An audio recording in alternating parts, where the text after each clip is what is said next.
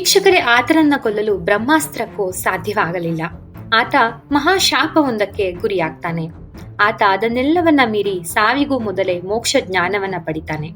ವೀಕ್ಷಕರೇ, ಇಂದಿನ ಕಥೆ ಮಹಾಭಾರತದ ನಂತರ ಬರುವಂತಹ ಕಲಿಯುಗದ ಮೊದಲ ಮಹಾರಾಜ ಪರೀಕ್ಷಿತ ಮಹಾರಾಜನ ಬಗ್ಗೆ.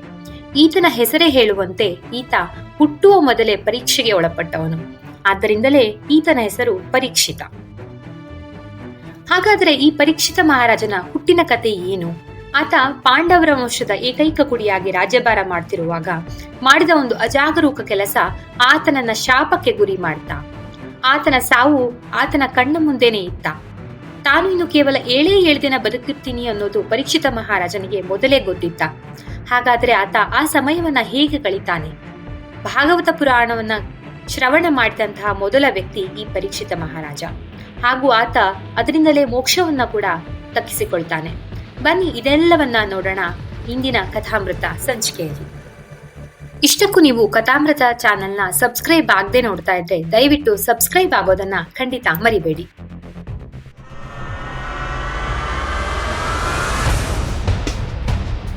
ವೀಕ್ಷಕರೇ, ಅದು ಕುರುಕ್ಷೇತ್ರ ಯುದ್ಧದ 18ನೇ ದಿನ. ಇಡೀ ಯುದ್ಧ ಭೂಮಿ ರಕ್ತಸಿಕ್ತವಾಗಿ ಮುಳುಗಿರುತ್ತೆ. ಪಾಂಡವರು ತಮ್ಮ ಎಲ್ಲಾ ಮಕ್ಕಳನ್ನ ಕಳೆದುಕೊಂಡಿರ್ತಾರೆ. ಸುಭದ್ರೆಯೂ ಕೂಡ ತನ್ನ ಏಕೈಕ ಮಗ ಅಭಿಮನ್ಯುವನ್ನ ಕಳೆದುಕೊಂಡಿರ್ತಾಳೆ. ಇನ್ನೇನು ಪಾಂಡವರ ವಂಶ ಪೂರ್ತಿಯಾಗಿ ನಿರ್ವಂಶವಾಯ್ತು ಅಂದ್ಕೊಳ್ತಿರೋವಾಗ್ಲೇ ಅಲ್ಲೊಂದು ಸಣ್ಣ ಆಸೆ ಬೆಳಕು ಇನ್ನೂ ಉರಿತಾ ಇರುತ್ತೆ. ಅಭಿಮನ್ಯುವಿನ ಹೆಂಡತಿ ಉತ್ತರೆ ಗರ್ಭವತಿಯಾಗಿರ್ತಾಳೆ. ಆಕೆ ಪಾಂಡವರ ವಂಶದ ಕೊನೆಯ ಕುಡಿಯನ್ನ ತನ್ನ ಹೊಟ್ಟೆಯಲ್ಲಿ ಹೊತ್ತಿರ್ತಾಳೆ. ಅಶ್ವತ್ಥಾಮ ತನ್ನ ತಂದೆಯನ್ನ ಮೋಸದಿಂದ ಕೊಂದಂತಹ ಪಾಂಡವರ ವಂಶವನ್ನ ನಿರ್ವಂಶ ಮಾಡಬೇಕು ಅಂತ ಪಣ ತೊಟ್ಟಿರ್ತಾನೆ.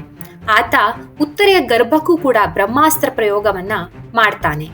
ಆಗ ಉತ್ತರೆ ಓಡೋಡಿ ಬಂದು ಕೃಷ್ಣನ ಹತ್ತಿರ, ಓ ಕೃಷ್ಣ, ಹೇಗಾದ್ರೂ ಮಾಡಿ ನನ್ನ ಕಂದನನ್ನ ಕಾಪಾಡು. ಇನ್ನು ಈ ಲೋಕವನ್ನೇ ನೋಡದ ಪಾಂಡವರ ಕೊನೆಯ ಕುಡಿಯನ್ನ ಹೇಗಾದ್ರೂ ಮಾಡಿ ಬದುಕಿಸಿಕೊಡು ಅಂತ ರೋಧಿಸ್ತಾಳೆ. ಆಗ ಸರ್ವಶಕ್ತ ಶ್ರೀಕೃಷ್ಣ ಉತ್ತರೆಯ ಗರ್ಭದೊಳಗೆ ಪ್ರವೇಶಿಸಿ ಬ್ರಹ್ಮಾಸ್ತ್ರದಿಂದ ಭ್ರೂಣವನ್ನ ರಕ್ಷಿಸ್ತಾನೆ. ಹೀಗೆ ಕೆಲವು ತಿಂಗಳುಗಳ ನಂತರ ಉತ್ತರೆ ಗಂಡು ಮಗುವಿಗೆ ಜನ್ಮವನ್ನ ನೀಡ್ತಾಳೆ. ಆತನೇ ಪರೀಕ್ಷಿತ. ಆತ ಹುಟ್ಟಿ ಸ್ವಲ್ಪ ಸಮಯದ ನಂತರ ಯಾವುದೇ ಅಲುಗಾಟವಿಲ್ಲದೆ ಅಳುವಿಲ್ಲದೆ ಸ್ತಬ್ಧನಾಗ್ತಾನೆ. ಶ್ರೀಕೃಷ್ಣ ಮಗುವಿನ ಹತ್ತಿರ ಹೋಗಿ ಮಗುವಿನ ಕೈಯನ್ನ ಮೃದುವಾಗಿ ಹಿಡಿದು ಮಂದಸ್ಮಿತನಾಗ್ತಾನೆ. ವೀಕ್ಷಕರೇ, ಶ್ರೀಕೃಷ್ಣ ಸರ್ವಶಕ್ತ, ಭೂಮಂಡಲದ ಸಕಲ ಚರಾಚರ ಜೀವದ ಕರ್ತೃ ಆತ. ಆತನ ಆಶೀರ್ವಾದ ಇದ್ದ ಮೇಲೆ ಯಾವ ಪವಾಡ ತಾನೇ ನಡೆಯಲ್ಲ. ಮಗು ಮತ್ತೆ ಜೀವಕಳೆಯಿಂದ ತುಂಬಿ ಅಳ್ತಾನೆ. ಹೀಗೆ ಪರೀಕ್ಷಿತ ಹುಟ್ಟಿದ ಮೊದಲೇ ಹುಟ್ಟಿದ ನಂತರವೂ ಕೂಡ ಭಗವಂತನ ಕೃಪಾ ಕಟಾಕ್ಷಕ್ಕೆ ಒಳಗಾಗ್ತಾನೆ. ವೀಕ್ಷಕರೇ, ಕುರುಕ್ಷೇತ್ರ ಯುದ್ಧ ಮುಗಿದ ಮೇಲೆ ಪಾಂಡವರು ಹಸ್ತಿನಾವತಿಯಲ್ಲಿ ರಾಜ್ಯಭಾರ ಮಾಡ್ತಾರೆ. ಯುಧಿಷ್ಠಿರ ತನ್ನ ಧರ್ಮಯುತವಾದ ನ್ಯಾಯದಿಂದ ರಾಜ್ಯವನ್ನ ಸುಭಿಕ್ಷವಾಗಿ ಇಟ್ಟಿರ್ತಾನೆ. ಅದಾಗಲೇ ದ್ವಾಪರಯುಗ ಅಂತ್ಯ ಕಳೆದು ಕಲಿಪುರುಷನ ಆಗಮನದ ಎಲ್ಲಾ ಲಕ್ಷಣಗಳು ಗೋಚರಿಸತೊಡಗುತ್ತೆ. ಶ್ರೀಕೃಷ್ಣನ ಅಂತ್ಯವಾಗಿರುತ್ತೆ. ಯಾದವರು ತಮ್ಮಲ್ಲೇ ಹೊಡೆದಾಡಿಕೊಂಡು ಸಾಯ್ತಾರೆ. ಪಾಂಡವರು ಇದಾಗಲೇ 36 ವರ್ಷ ರಾಜ್ಯಭಾರವನ್ನ ಮಾಡಿರ್ತಾರೆ.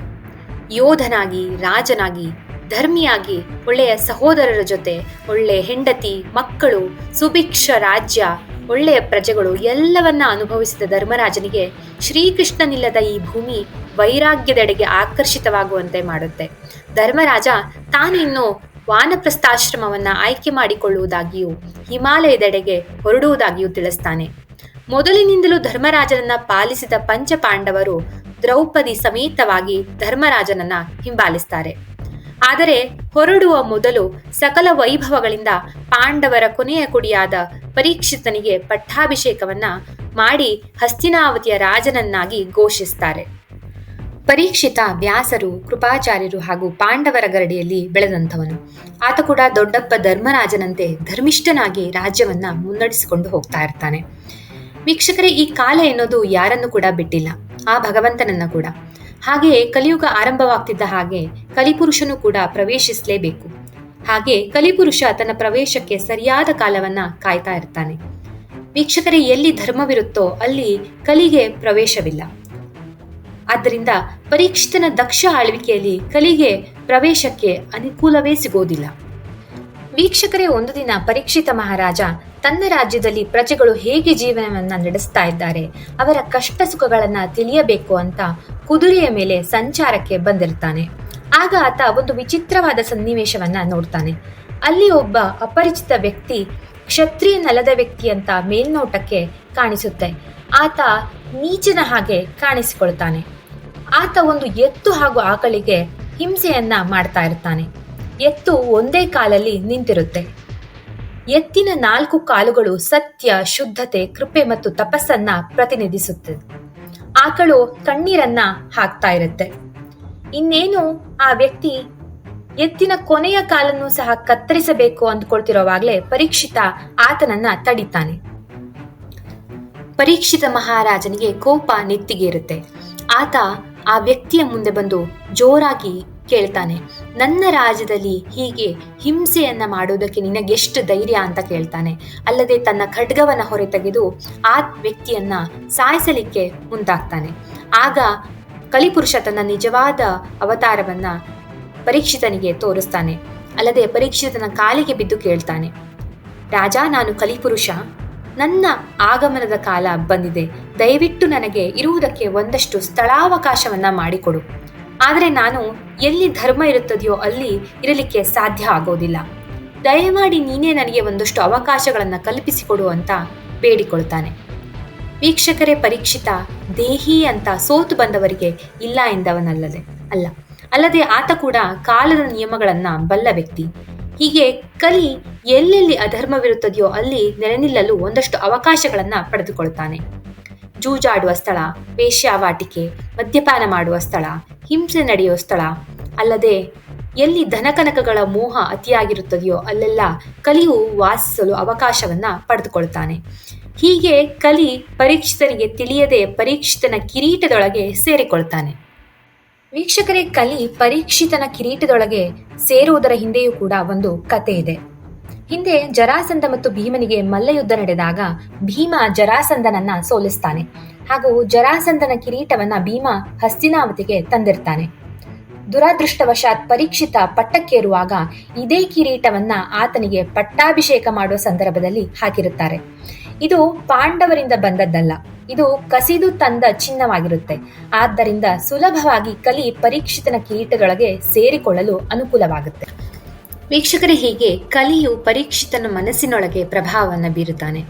ಒಂದು ದಿನ ಪರೀಕ್ಷಿತ ಬೇಟೆಗೆ ಅಂತ ಹೋದಾಗ ದಾರಿ ತಪ್ಪಿ ದಟ್ಟ ಕಾಡಿನೊಳಗೆ ಪ್ರವೇಶಿಸ್ತಾನೆ. ಆತ ಅಲೆದು ಬಾಯಾರಿಕೆಯಿಂದ ಬಳಲ್ತಾ ಇರುವಾಗ ಆತನಿಗೆ ಒಂದು ಆಶ್ರಮ ಕಾಣಿಸುತ್ತೆ. ಹಾಗೂ ಅಲ್ಲಿ ಒಬ್ಬ ಋಷಿ ಧ್ಯಾನಸ್ಥನಾಗಿ ಕುಳಿತಿರ್ತಾನೆ.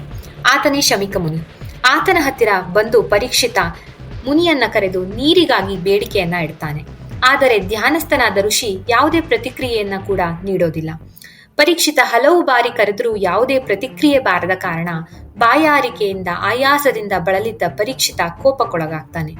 ವೀಕ್ಷಕರೇ, ಇದು ಪರೀಕ್ಷಿತನ ಮೇಲೆ ಕಲಿಯ ಪ್ರಭಾವ.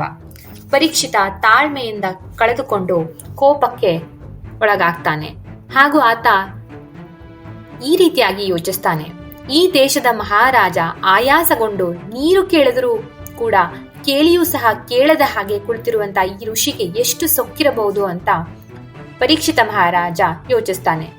ಅಲ್ಲದೆ ಆತ ಅಲ್ಲಿ ಒಂದು ಸತ್ತು ಬಿದ್ದ ಹಾವನ್ನ ತಂದು ಋಷಿಯ ಕುತ್ತಿಗೆಗೆ ಸುತ್ತ ಹಾಕ್ತಾನೆ.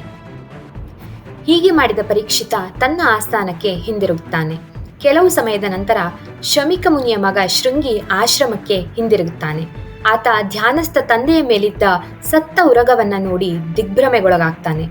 ಹಾಗೂ ಆತ ಇಂತಹ ಪಾಪ ಕಾರ್ಯ ಮಾಡಿದ ವ್ಯಕ್ತಿ 7 ದಿನಗಳೊಳಗೆ ತಕ್ಷಕ ಸರ್ಪದಿಂದ ಕಚ್ಚಿ ಸಾವಿಗೀಡಾಗುವಂತೆ ಶಪಿಸ್ತಾನೆ.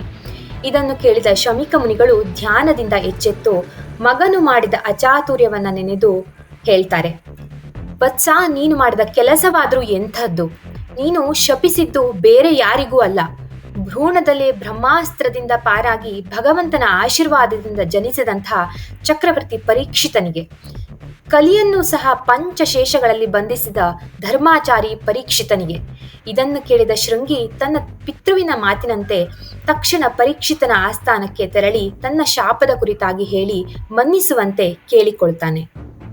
ವೀಕ್ಷಕರೇ, ಭಗವದ್ಗೀತೆಯಲ್ಲಿ ಶ್ರೀಕೃಷ್ಣ ಹೇಳಿದಂತೆ ಜಾತಸ್ಯ ಹಿ ಧ್ರುವೋ ಮೃತ್ಯುರ್ಧ್ರುವಂ ಜನ್ಮಮೃತಸ್ಯ ಚ, ಅಂದ್ರೆ ಹುಟ್ಟಿದ ಪ್ರತಿಯೊಬ್ಬ ವ್ಯಕ್ತಿಯು ಸಾಯಲೇಬೇಕು ಹಾಗೂ ಸತ್ತ ನಂತರ ಮತ್ತೆ ಹುಟ್ಟಲೇಬೇಕು. ಆದರೆ ತನ್ನ ಸಾವು ತನ್ನ ಕಣ್ಣ ಮುಂದೆ ಇದ್ದಾಗ ಒಬ್ಬ ವ್ಯಕ್ತಿ ಅದನ್ನ ಹೇಗೆ ಎದುರಿಸಬಲ್ಲ? ಕಾಲ ಒಬ್ಬನನ್ನ ಅರಿವಿಲ್ಲದೆ ಅಪ್ಪುವುದೇ ಬೇರೆ. ತಾನು ಸಾವಿನ ದವಡೆಯಲ್ಲೇ ಇದ್ದೇನೆ ಎಂದಾಗ ವ್ಯಕ್ತಿಯ ಮಾನಸಿಕ ಸ್ಥಿತಿ ಹೇಗಿರ್ಬೇಡ? ವೀಕ್ಷಕರೇ, ಹಾಗಾದ್ರೆ ಶೃಂಗಿ ಮುನಿಯ ಶಾಪ ಹೇಗೆ ನೆರವೇರಿತು? ಪರೀಕ್ಷಿತ ತನ್ನ ಕೊನೆಯ ಸಮಯವನ್ನ ಹೇಗೆ ಕಳೀತಾನೆ? ಆತ ಭಾಗವತ ಪುರಾಣವನ್ನ ಶ್ರವಣ ಮಾಡಿ ಮೋಕ್ಷವನ್ನ ಹೇಗೆ ದಕ್ಕಿಸಿಕೊಳ್ತಾನೆ? ಇವೆಲ್ಲವನ್ನ ನೋಡೋಣ ಮುಂದಿನ ಸಂಚಿಕೆಯಲ್ಲಿ. ಇಷ್ಟಕ್ಕೂ ನೀವು ಕಥಾಮೃತ ಚಾನೆಲ್ನ ಸಬ್ಸ್ಕ್ರೈಬ್ ಆಗದೆ ನೋಡ್ತಾ ಇದ್ರೆ ದಯವಿಟ್ಟು ಸಬ್ಸ್ಕ್ರೈಬ್ ಆಗೋದನ್ನ ಖಂಡಿತ ಮರಿಬೇಡಿ.